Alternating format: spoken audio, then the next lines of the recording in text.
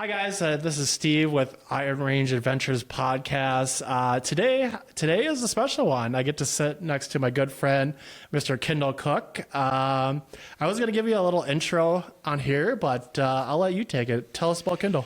Okay, so yeah, I'm a builder in Hibbing, contractor. Actually, I should back up. I'm a family man, community member, and builder, and I'm also on the board with the Crescendo Orchestra. So I think we're going to talk about all those things today. Absolutely. Excited to talk about it. And he is the owner of, and I had to ask Craig to make sure on the way here that I said it correctly. You're the owner of Ingenuity. So yeah, we're ingenious. Okay, you just have to think. The base word is ingenious. So Ingenuity Builders. I had to call Craig on the way here. I was like, make sure I say it correctly. How does it say it? But he kind of told me. But yeah, we will. It's actually funny how often people can't spell that word. I kind of regret in some ways, but it's such a great word. So I will. We will dive right into it. We got a lot of questions for Kendall. I mean, he's a very busy guy. We want to start out by saying thank you so much for taking your time out of your busy day to join us on the podcast. I'm excited. But take us back to your childhood. What was your home like, and what did it teach you about work, responsibility, and who you wanted to become?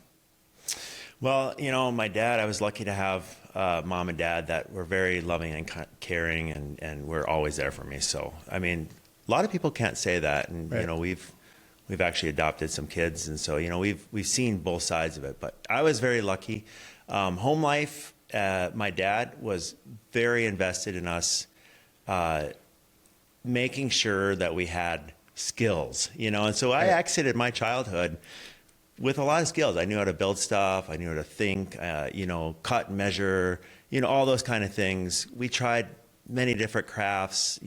Just stuff like that. They weren't so much into sports and hunting and fishing, but really in the long run, that's it. The things I learned in my childhood really served me well. Sure. We also did a lot of music in the house. So, we all had instruments, piano, trumpet, that kind of stuff like that. Who shaped you as a young man, and what did they model that still shows up in your life today? I think the people around you shape you. So your parents, your siblings, your buddies at school, church, wherever you go to. And so I would say that collectively, they all shaped who I am, and even where I came from. I actually grew up in California the first 12 years of my life, and that shaped who I was when I moved to Minnesota. I mean, I moved to Minnesota and the Iron Range, and I could see the differences between the range and Los Angeles. Oh, yeah. It was a stark difference. It was literally a cultural shock. Sure. And then, did you ever doubt your path? And if so, how did you find your way back? Like my path, which I'm like the path I'm on now? Yeah. Or? You're a very successful guy. You have a lot going on. I mean, during that process from, say, a young Kendall to now, was there any time that you're like, hey, like, I don't know if I should, and I don't know if this is the path for me or if this is the route. Like, how did I could say during the 90s on the Iron Range, I entered adulthood in 1990. And during the 90s in the Iron Range, it didn't feel like we had a lot of options. Right. You had a job, you were lucky to have it. We had people in our, I had an employer that said, basically, if you don't like it, there's 10 guys waiting for your job. And it was true. I mean, it was hard to find a job. And so I think I didn't feel like I had a lot of options. And really, there wasn't anybody there telling me, there's other paths. I don't feel like we didn't have the internet, we didn't have YouTube. It was a different world. So It's hard to go back and say, could my path have been different? I think with what I was given and the environment I was in, that's just the path I stayed on. And then you've worked with your hands for 25 plus years. Is carpentry a trade or a part of who you are? It's kind of like a passion, yeah. I think I knew that I was a carpenter, or this was my thing. I worked actually for around a decade in factories, and at that time I thought that was my path. Got laid off from Blandon, and right around the year 2000, I decided to build my own house, and of course it's a 3-story house out in the country, and when those semi trucks rolled up, they had a little forklift on the back, unloaded, just innumerable piles of lumber. And just seeing that transformation between piles of lumber and a house, I was hooked. Yeah. I mean, just building something out of raw materials and having something that you could live in. Sure. I just knew at that moment. And I guess for you, what does built to last really mean beyond wood and structure? So yeah, our design principles that we use are beautiful, made to fit, and built to last. So we kind of use those 3 design principles in everything we do. When we're designing something, we're working on a house, we're designing a new house or something. We're actually getting into the house building industry now.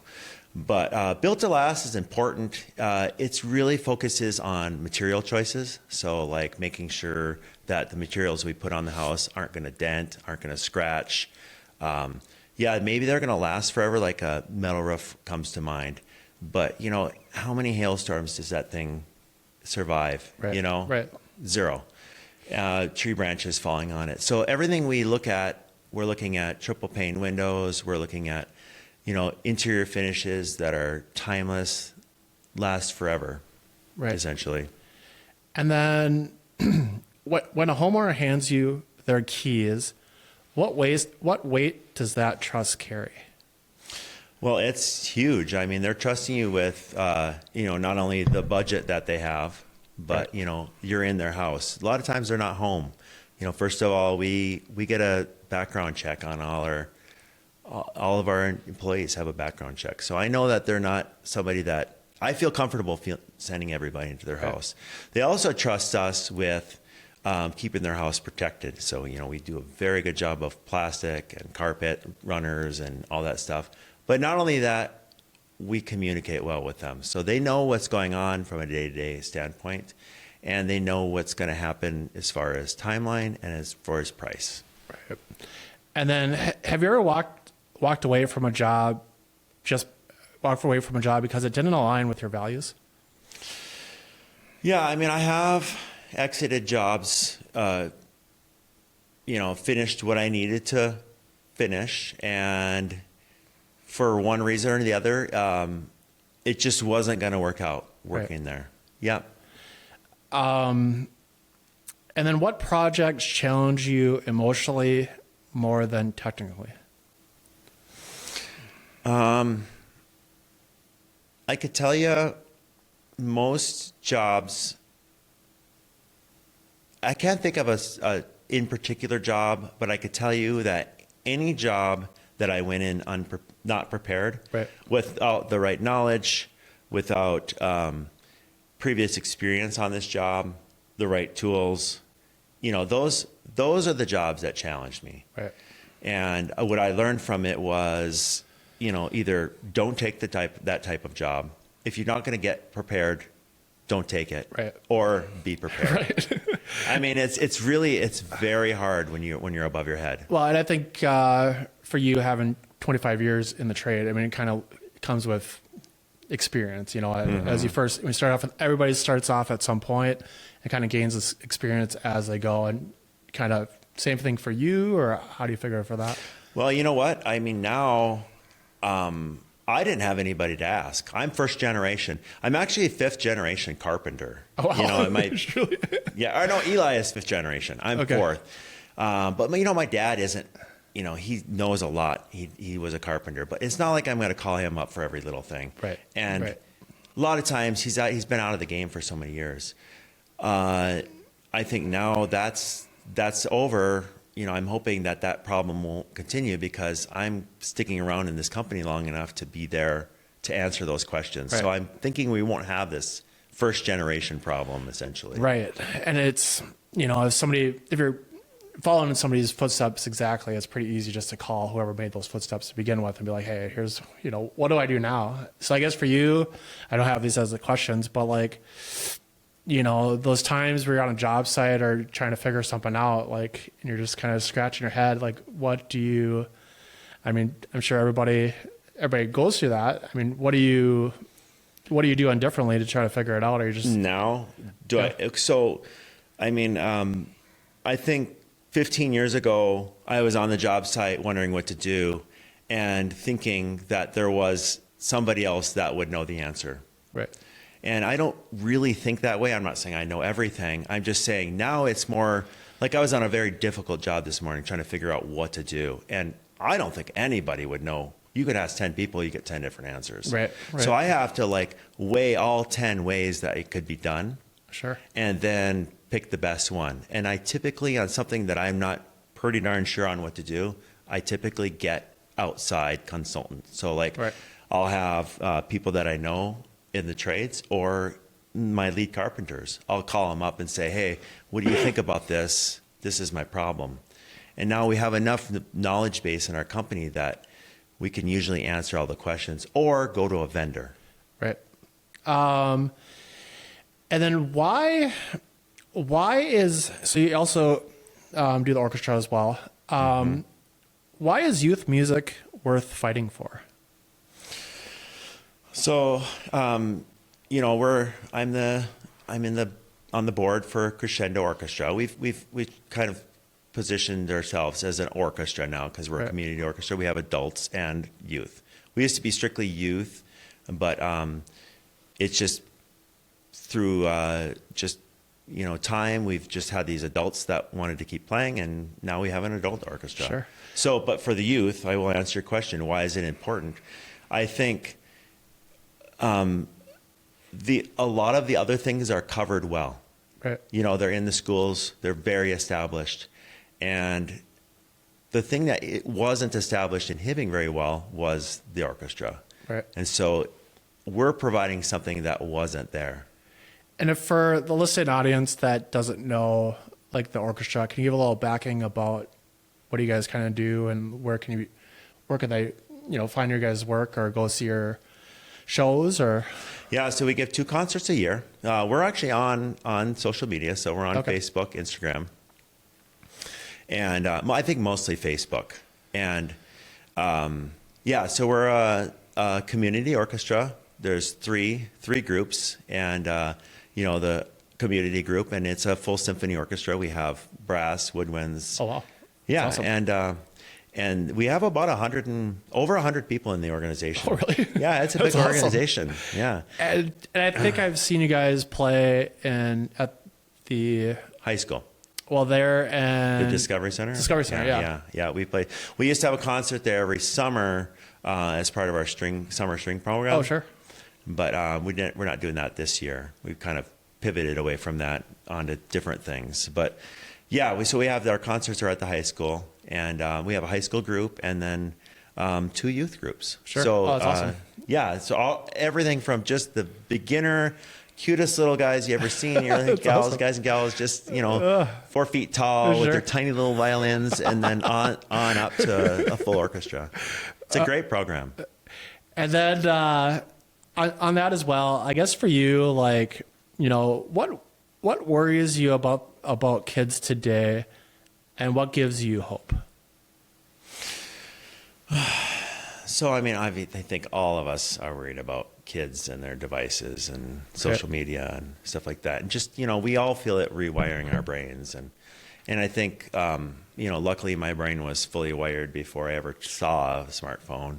Right. But, it does still rewire your brain. So I think, obviously we all have that same worry about kids.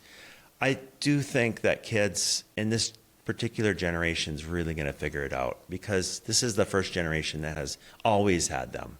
Right. And so the parents can deal with that.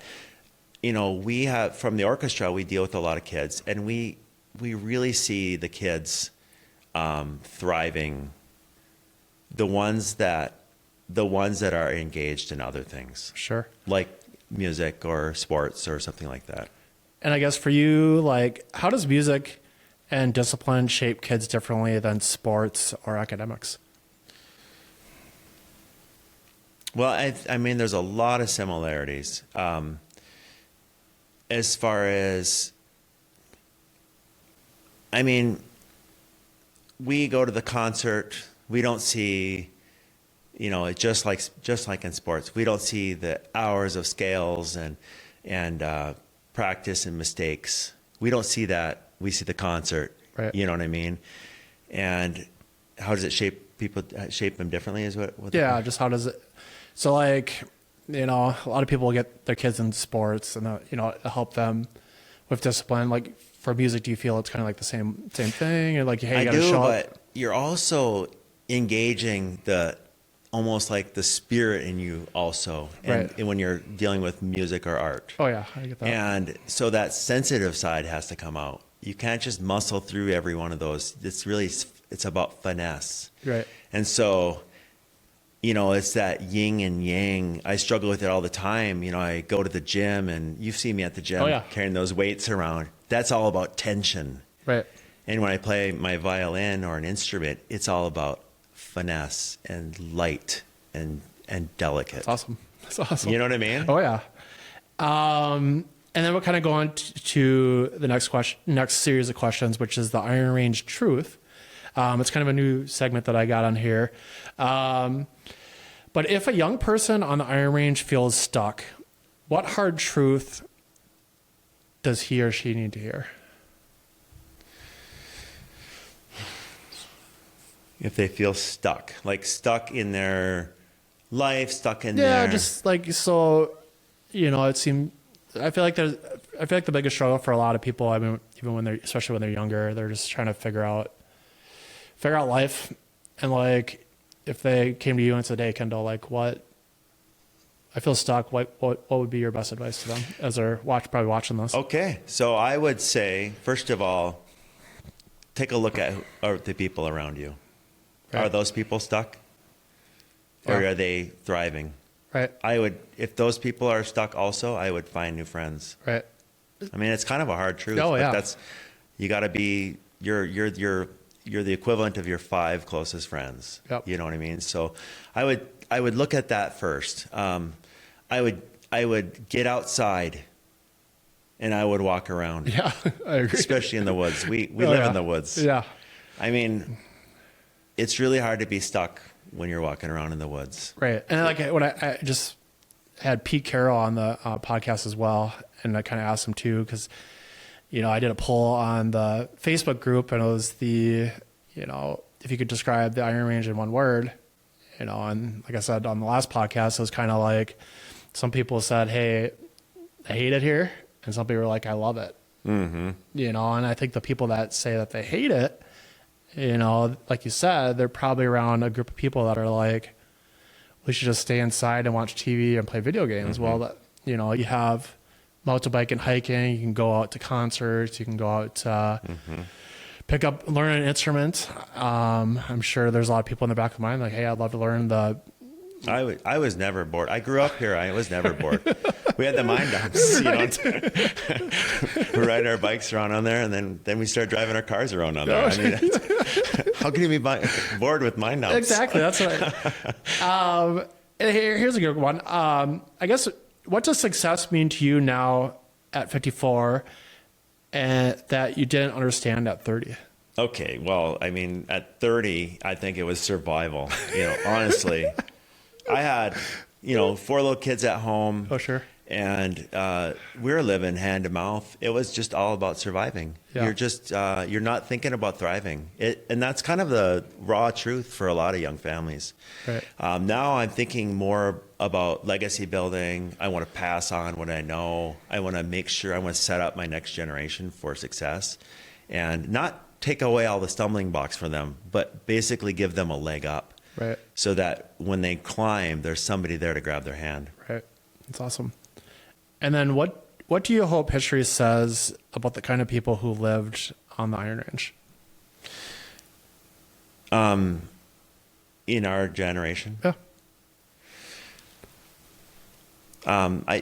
it's a harsh place to live. Obviously it's hard in some ways, and in some ways it's amazing. So I think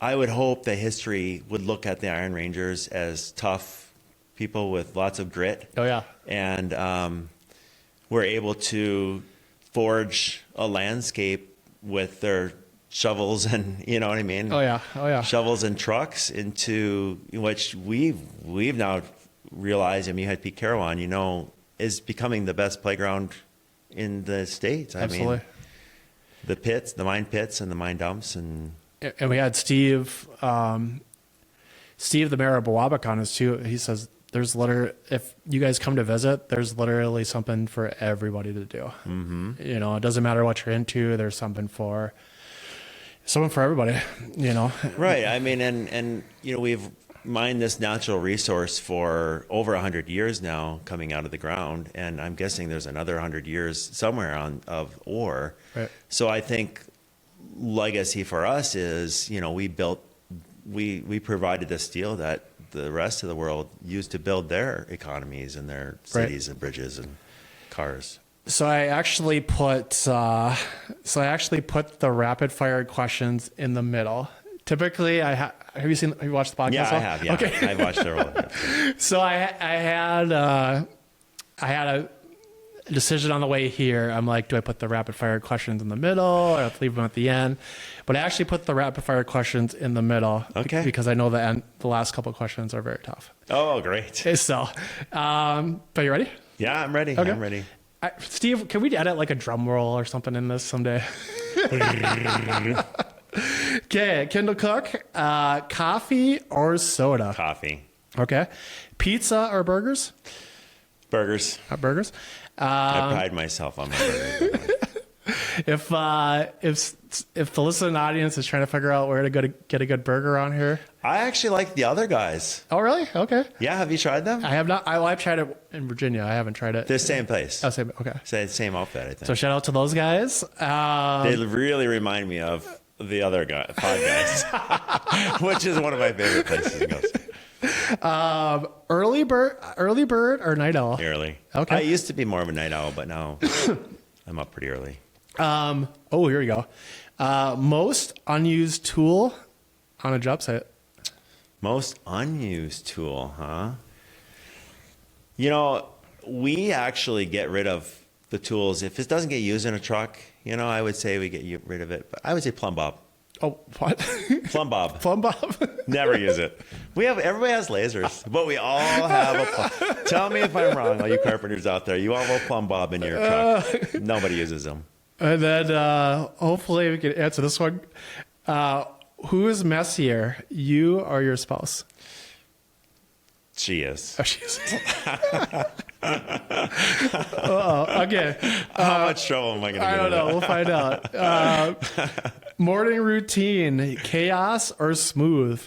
I love my morning routine, honestly. Okay. I mean, yeah, it's pretty smooth. Okay. I do the same exact thing every morning. Awesome. And then last time your kids made you laugh uncontrollably? Oh, it was not that long ago. And it's probably they showed me a reel or something. That was so stupid. You know what I mean? Yeah. Within a month, okay. I would say. If you could give, here's kind of going. If you could give your younger self one piece of advice, what would it be? Okay, I think probably younger self, one piece of advice. I think just staying positive. Right. Just stay positive, and let things go. Right. That's what I tell myself. Smart. Let things go. I mean, I think we take ourselves way too serious as a young man. I don't know, in your 30s or whatever, you just take yourself way too serious. That's awesome. That's awesome advice. And what's a lesson from failure that still sticks with you today? A lesson from failure. Yeah. The worst things I've done from failure is when I did not read the instructions, and I read the instructions and I cut corners. Right. And then they came back to bite me. Sure. So I would say that read the instructions, don't cut corners, Right. follow the rules. And then vacation, beach, or mountain? Beach, Beach. by far. What do you hope your kids remember most about you? That is a tough question. I think they're going to remember that I was very energetic. Right. I agree. And then finish this. On the iron range, we blank. Persevere. How about and Steve, did you put this one in here? All right. Who's more stubborn, you or your wife? I think we both would say each other is more stubborn, but Sure. I'm probably actually more stubborn. That sounds like maybe I She's should... silently stubborn, and I am outwardly stubborn. Okay. Is that a thing? That works. First thing you do when a project goes sideways. I'm much more calm now when something goes sideways. And so, like, there's a couple different versions of sideways. You could have sideways, meaning like it's taking way too long. And you can also have a sideways that something breaks. Right. I do find myself getting mad. You know, I don't know why. I don't think we fully have control of our emotions. I don't want to be mad about things. Like, why am I mad about this? Right. I even ask myself, why am I mad about this? Yeah. Is this going to, like, am I going to miss a meal? Yeah. It's... Probably not. Yeah, you're not going to, like, not be able to put food on the table next week because of this. So it's actually not that big a deal. And then harder, what's harder, raising kids or running a business? Raising kids. Raising kids. There's so many failure points in there. And then I got a few more questions for you. Steve, how's the sound sounding? Hey, so you're checking? Everything's good? All right, so legacy and closing questions. When your grandkids walk into a home you built 30 years from now, what do you hope they feel before they even know you built it? So we are going to be launching a spec home project, and our intention will be that you will know that you are walking into one of our houses. Awesome. You're going to know it from the street. You're going to know it when you put your hand on the doorknob, and you're going to know it when you walk through the house. That's awesome. So That's the awesome. kids, they'll know, even if they've never been there before. And then I think for anybody like looking to dive into business, I think this is something that they should probably hear. What sacrifices did you make for your family that no one saw? Yeah, I mean, as a father and a provider, there's innumerable things that you just do, you know, Right. just late days, late nights, just absolute suck fest, you know, where Right. it's just horrible and you just have to finish. And then, you know, you come home and you try to be in a good mood or whatever. But yeah, I mean, it was, especially when you're young and starting a business, and it's brutal. Right. And I don't have the question on here, but like for you, like, what'd you figure out that like, I guess later on that like, how important it is to keep a balance of that, you know, and just... Well, I'm so glad you asked this question because honestly, I think about this a lot. And I look at people like Elon Musk, he's the same age as me. You know what I mean? Sure. And yeah, he, you know, on paper, he's got all these accomplishments, you know, Rocketeer and, you know, car manufacturer and blah, blah, blah. But I mean, his legacy with his family cannot be good. You cannot you have to choose. When you have a young family, you have to choose. I don't know if it's possible to be successful, really financially and business successful, and also really have a successful Right. family. That maybe I'm wrong there, but that's how I feel. I think it's few and far between. I think, I chose family. yeah. I did. Yeah. And I didn't have a successful business until my family were grown up. Yeah. Now I'm a grandpa, and I'm having to choose again, and it's hard. It's a hard situation. And then you built homes that will outlast you.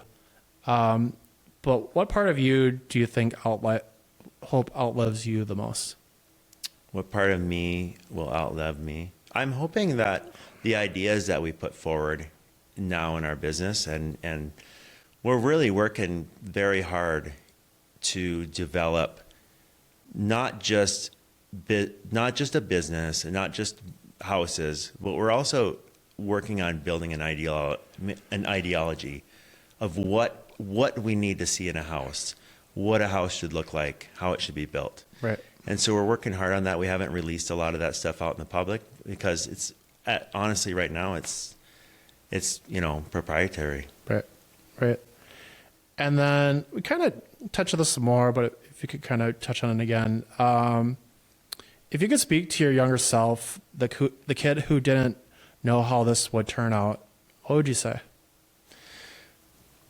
Yeah, I never really went into my younger self. I didn't have a lot of expectations. I always felt, I think every human walks around on earth feels like there's something special in store for them. Right. I think that's a human unifying trait. Speaking to my younger self, I think, I'm not really sure. Speaking to myself, what was the question again?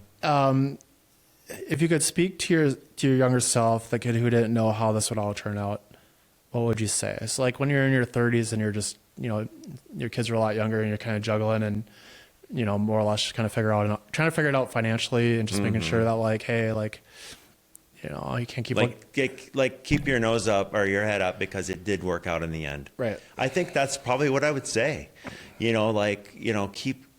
Keep going and it's going to work out. You're going to see the light at the end of the tunnel. I think we go through phases in our life where we have, it's a complete crap show because your kids are all little. And then you have the next phase where they're teenagers and you're still busy. You're a taxi driver for them. And, and I think once you exit those phases, you could kind of pull your head above the water and be like, oh, wow, this is what it's like. Right. And for me, I just saw online yesterday that said, if you don't quit, you never fail.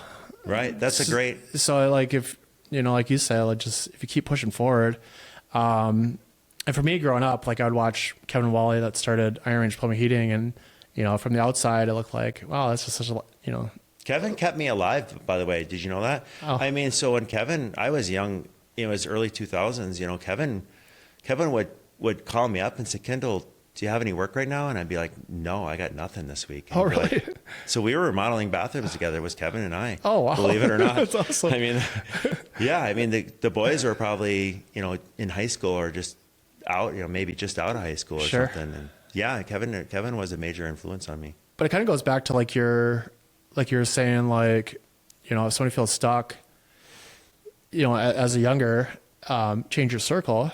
And as you get older, you need to change your circle as well. If the circle is not helping you thrive and, help you move forward in the right direction, do you know what my current thought is on that? Sure. Yeah. Make my circle grow too. So awesome. I've chosen the people, maybe they're not up to speed where I'm at on some things. Yeah. But what I've decided to do is get them up to speed. Do it slowly through coaching. They got to be receptive to it. Right. But, education, coaching, and just real slow nudges. And they get it eventually. Right. And then I actually Kendall and I work out at Steel Fitness together. And one of the gals that I work out with, her name is Ashley, I was like, hey, do you know who Kendall is? And she was like, and I have to read it verbatim. She said, make sure he says, she's like, yeah, I know Kendall. He treats his employees, making sure that asks how they're doing, because you guys are out on a job site installing windows, correct? Right. And what she noticed is she said that you treat your employees, making sure that they know what they're doing, and if they needed anything. And it showed how clearly invests vested he was in in his employees' health and happiness, it makes for better retention, quality of work, etc. So, if you guys do end up hiring Kendall and put him on your job site, you want the best way to have job done correctly is to have a leader and that treats his employees good. And I think we've all seen that where some of these employees or some of these employers just, these employees, you can tell don't want to be there. Right. And we really believe in a living wage. That's one thing I drew the line at. I decided that I wasn't going to have an employee if I couldn't pay him a living wage. Smart. So everybody has insurance. They all have, medical insurance. Right. They have retirement. It's a full package. That's awesome. I mean, it goes hand in hand to like who you are, and you're just taking care of people and you understand like the hardships of the ups and downs, and it's better if you can just show up and put in the hard work. And when we did our business stuff, you have to identify your core values. That was like a top of the list, was family oriented. We want to make sure that we really respect everybody's family. Absolutely. And then we're going to go into family, marriage, and adoption. That's the next category. What's something about this is so that the rapid fire questions can heal you a little bit. What's something about your wife's strength that most people don't see? She is she's a very lovely person, but she is the most forgiving person I know, which is good for me. Sure. Absolutely. She doesn't hold on to any grudges. That's awesome. And she's just, the kids, all the grandkids, we have 10 grandkids now. And they idolize her. Oh, that's awesome. And she invests the time in them. She invested time in our kids, and she's investing time. I've always been busy. Right. I'm always there for them. Right. But I'm not like her, where she literally sits down on the floor. And how long have you guys been married? 36 years this year. Wow. Yeah. How do you think, I guess for anybody that's, how has that helped you with your business and just? Well, she just recently started helping me on the business. And so we actually decided early on that it'd be better if we didn't work together. Oh, okay. And it was actually a little bit of a struggle even when she started, because you don't want to have struggles at work and then bring that home and then have those struggles to continue at home. Oh, yeah. I think, but when I started growing, I really needed somebody that was going to handle the finances and somebody I could trust. Right. And that has been really good. I think she's been very supportive of my business, and she's been very supportive of the whole endeavor, really. And then, has fatherhood exposed wounds from your own upbringing, and how has it reshaped you? Yeah, my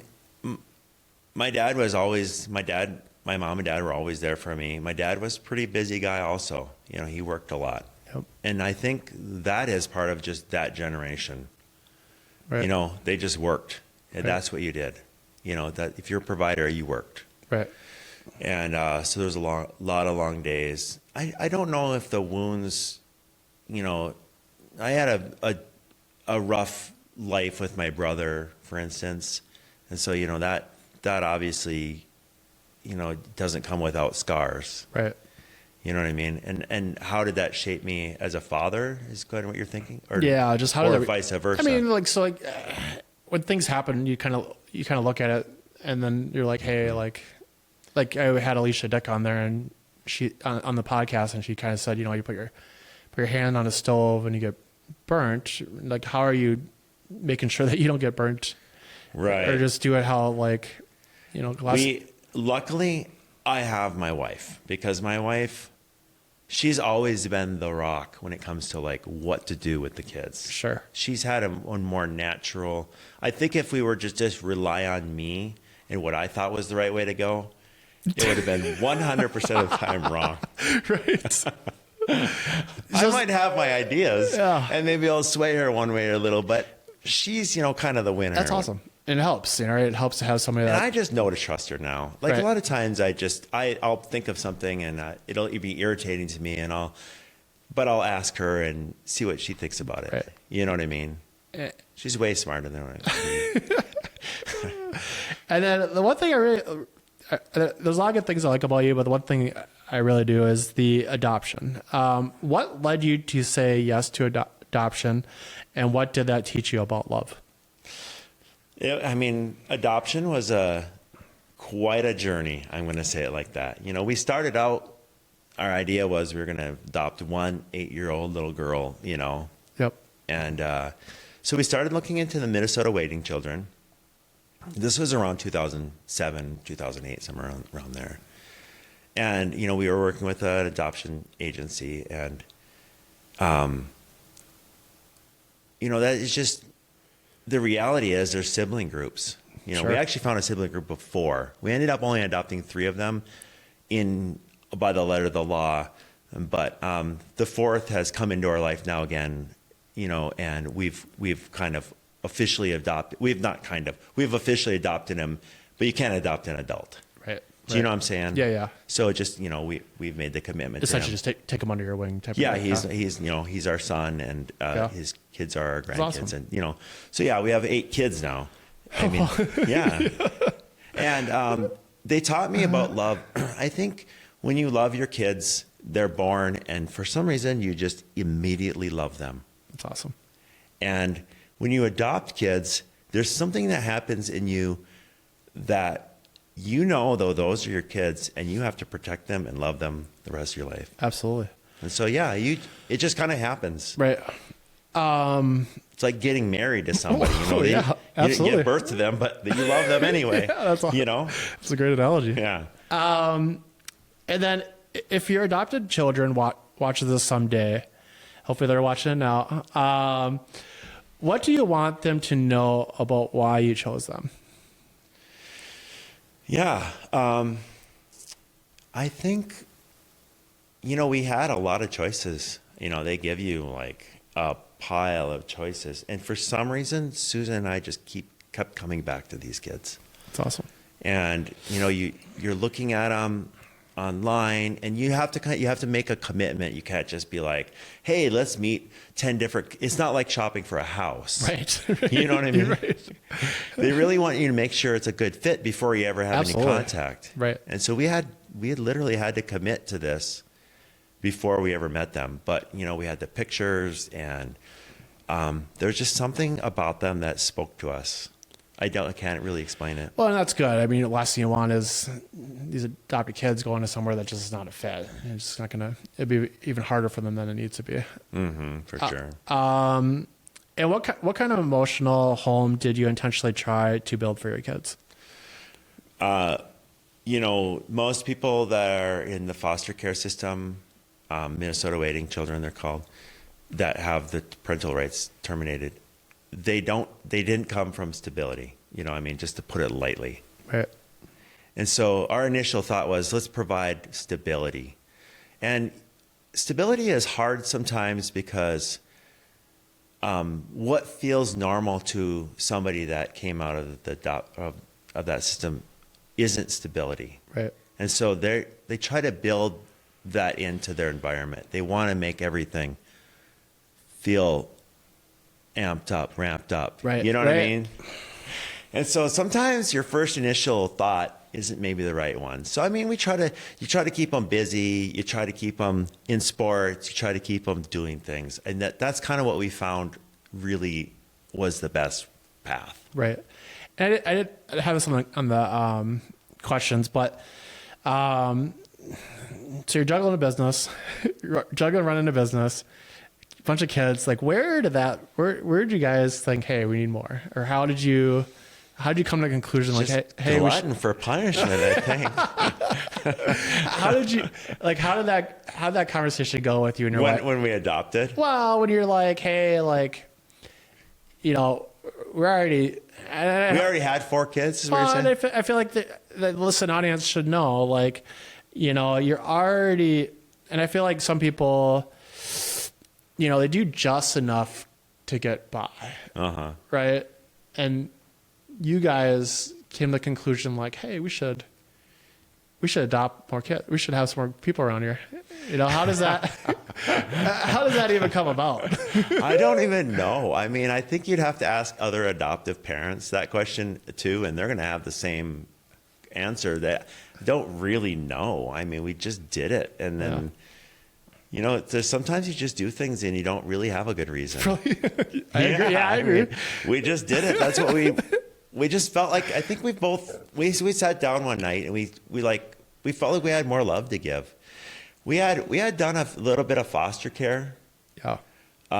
Just a friend of the family or a short child relative. Their kids need a place to live, and actually that's kind of what got us thinking about it. Oh, that's awesome. You know what I mean? And Yeah. we're like, you know, we have a big house, and you know, our kids were exiting the house. Sure. And you know, we started having kids when we were 19. Wow. So, you know, we have all these kids. Right. Okay. And then if all titles and recognition disappeared tomorrow, would your family still feel like you won? Still feel like I what? Feel like you won? Yeah, I mean, we don't care about titles and recognition. Right. I mean, that's just nothing to us. Right. You know what I mean? I mean, yeah. I really, Yeah. I don't even, one of my biggest, I'll tell you something. I have a really hard time building a business because honestly, I don't even care about money. Right. You know, a lot of people are driven by money. It just means nothing to me. Well, and I want to say too, I mean, this is probably one of the most genuine, thoughtful guys that I've ever been. So if you're planning to do a house build or planning to do a remodel or planning on putting new windows in your house, this is your guy. Well, thank you. Thank you, Steve. This is your guy. And it's just like, you know, at the end of the day, like you said it, you can have somebody come to your house that's just money driven and you're not going to get the same results, you know, and they're just trying to nickel and dime you. And that's not. We really try to go into a consultation. I really try to think of it like I'm talking to my mom or my brother or my sister or my dad. You know what I mean? And like, what do I do genuinely tell them to do, you know? And so I'm going to steer them towards those maybe higher quality products and, right. you know, because I believe in the built to last, you know, but it's not going to be without reason. Right. And then I have a kind of a long one here, but I'll read it through. Kendall, I just want to take a moment to thank you. Thank you for being so open and honest with your story, for letting us see the man behind builder, the father, and the leader, your journey, your sacrifice, and the way you poured into both your family and this community are the kind of examples that leave a lasting impact. I know our listeners are going to take so much away from your words, lessons about integrity, perseverance, love, and what it truly means to build something that lasts both in the woods and in life. On behalf of everyone listening and the Iron Range Adventures family, thank you so much for sharing your heart and your story. It's been an honor to have you on the podcast. Thank you so much. Kendall, thank you so much. Yeah. Thanks for tuning in to the Iron Range Adventure podcast. If you enjoyed this episode, be sure to subscribe, leave a review, and share it with someone who loves the Iron Range as much as we do. You can follow us on social media at Iron Range Adventures across most platforms, and find more episodes, stories, and adventures at ironrangeadventures.com.